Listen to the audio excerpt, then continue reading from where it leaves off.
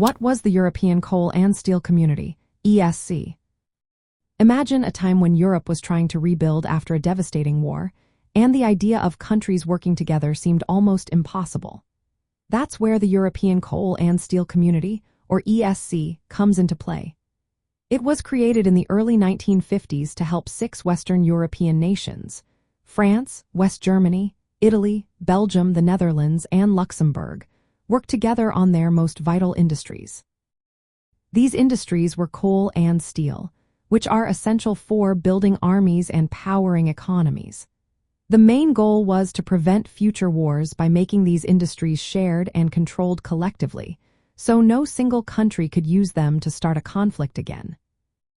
The idea was proposed by French Foreign Minister Robert Schuman in 1950, in what became known as the Schuman Declaration.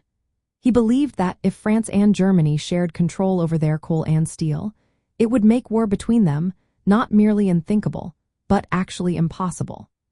The plan was to set up a new organization with a high authority that would oversee the industries, independent of national governments. This way, decisions about production and trade would be made for the good of all, not just one country.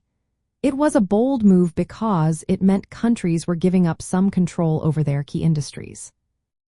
The ESC created the first ever European institution that was supranational, meaning it had authority above individual nations.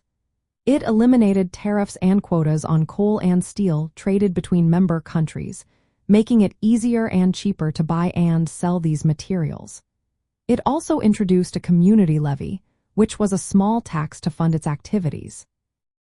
The organization helped stabilize the economy by ensuring a steady supply of raw materials, which was crucial for rebuilding after the war. But the ESC was more than just about economics. It aimed to improve social conditions by modernizing industries and creating jobs. For example, Italy used ESC support to upgrade its steel plants, while Belgium worked on fixing outdated coal mines. The success of this cooperation inspired other efforts to unite Europe politically and economically.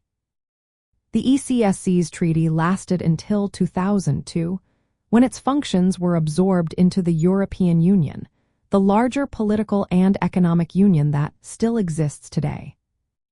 In the context of Cold War Europe, the ESC was also a peace project.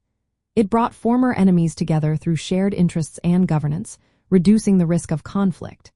It set the stage for more cooperation and the eventual political unification of Western Europe. It was a first step toward a united Europe, showing that countries could work together not just for trade but for peace and stability.